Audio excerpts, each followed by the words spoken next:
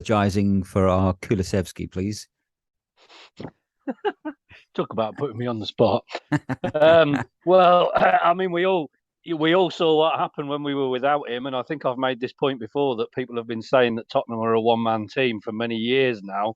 And I think of late it turns out that we may be, but it might not actually be Harry Kane that is that one man, Mm-hmm. Mm-hmm. because haven't we struggled to create anything meaningful without him?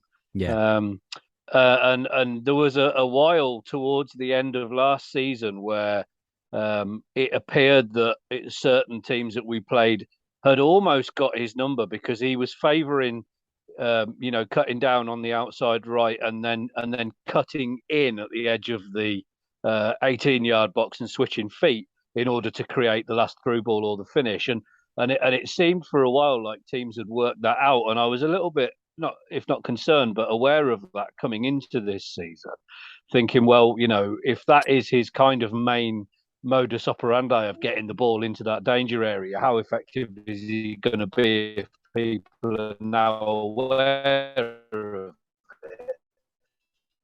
How, I think Ritch he's gone James like he's gone into full shown that Dalek actually mode. he's no, right, okay. Sorry, mate, Sorry, he's just gone into full Dalek back. mode there. So that's good. But to be honest, and no, I agree with all of that apart from the end bit, which I had no idea what you were saying. Well, the end bit was the most important bit. Never mind. Okay. No, say it now, quickly, get it out. It's interesting.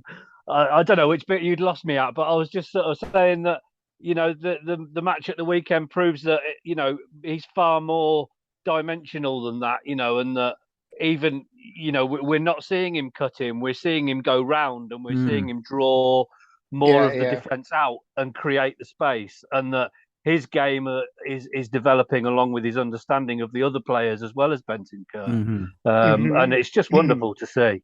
It is brilliant. Agreed. I mean, and also is kind of it's strange, isn't it? Because the way we're playing at the moment is full of paradoxes, and almost he's a bit like that. Is because he's not the fastest player, but he seems to beat players, and he seems to get past players. He's an unusual player. I mean, I'm struggling to think. And there are elements of him that are, I suppose, remind me of some other players, like we've talked about before, like Bale or Arjen Robben and people like that. But he's not really like those either. So I'm not sure quite who he's like. But he's strong. He's incredibly skillful, and he sees the whole game. And I think we're incredibly lucky that he's still a very young man. To have that player, 22, is he's not. I mean, he isn't the same kind of player as Dele Alli, but I think it's a similar sort of potential, which is because actually I think maybe Kulusevski's got more in him. I don't know. I'm trying to not disrespect kind of original Dele. In his prime, but then I think what we're seeing from Kulusevski is as good as that, but younger. Yeah. Oh, am I romanticizing? I don't know. No. I think you're right.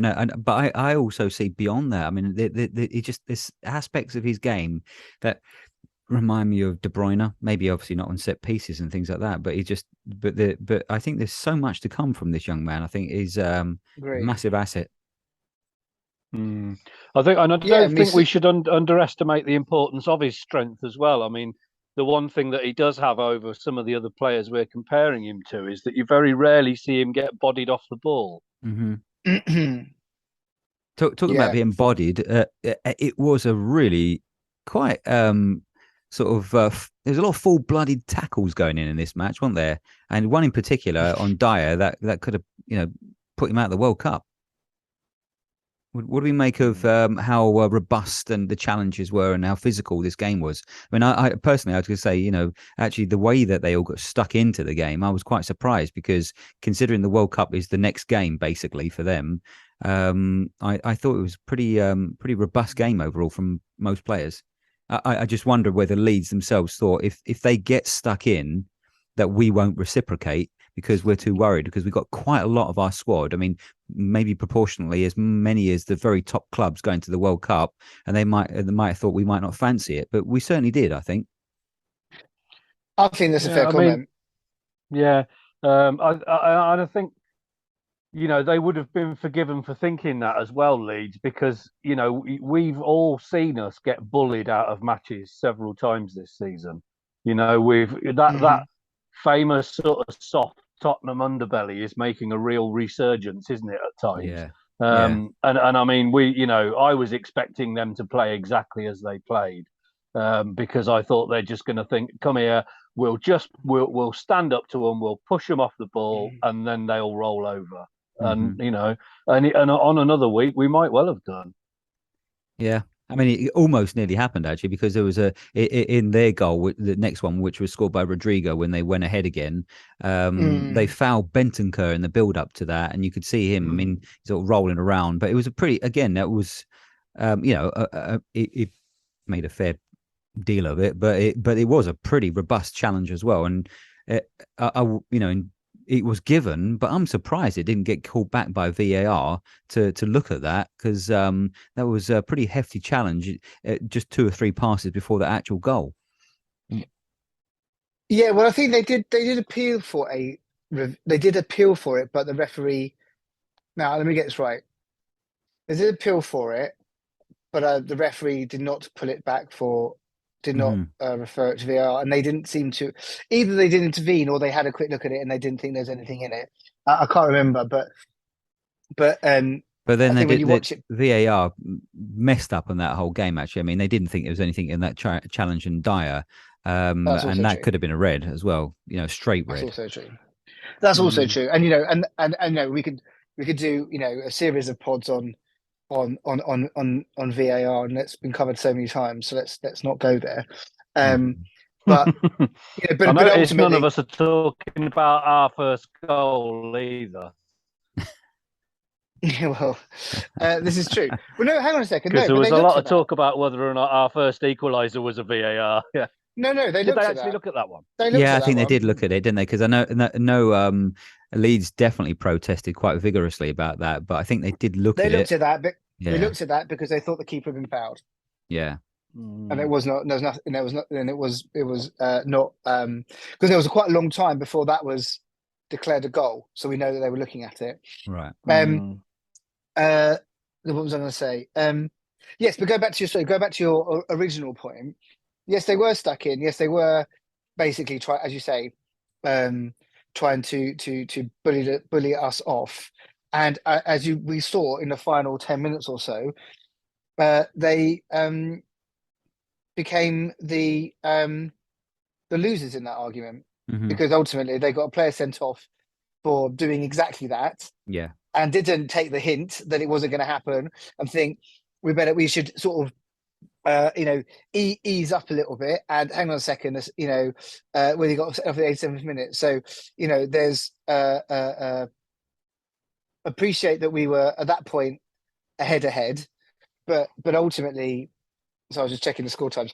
We were ahead, but ultimately, kept hacking at it even in the dying minutes, and then you get sent off, and well played.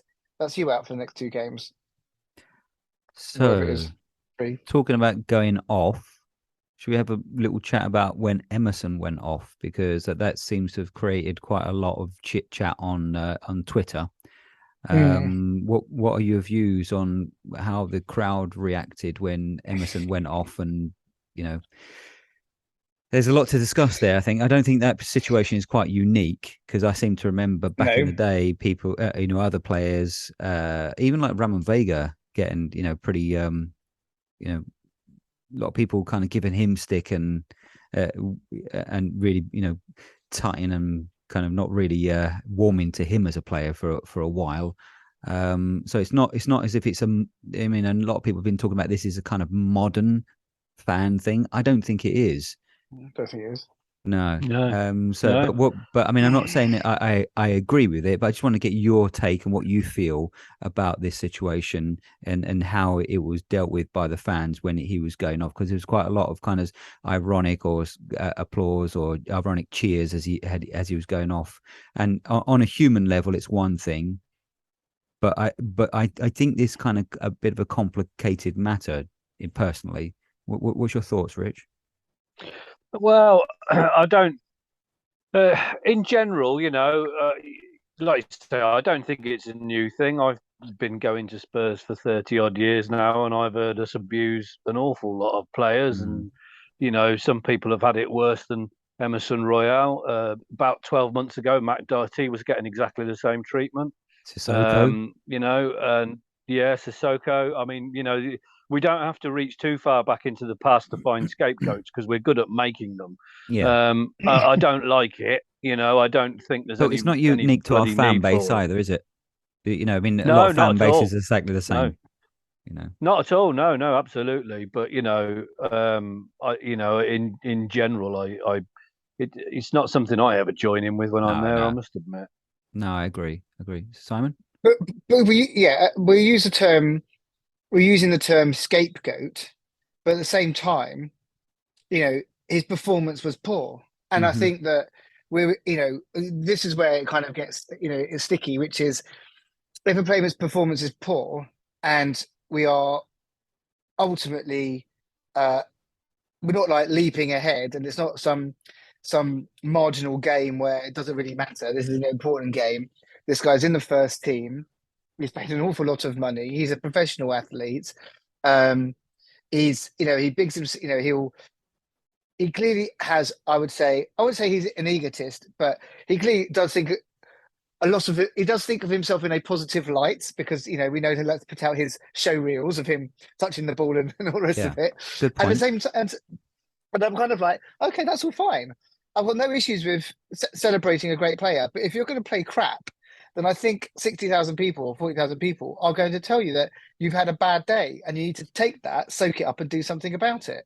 No, I agree with you, and let's not forget. I don't think although we've given him a hard time recently, and I'm going to put it on record. I didn't boo him. I didn't ironically cheer, but what I'm going to I want to sort of contextualize with this is that actually it wasn't that long ago that we were lauding these kind of slightly ironic posts that he was putting up, and we were glorifying them. And actually, if he'd have turned it around like that people did with Sissoko, we would have been all over that. We'd have loved it.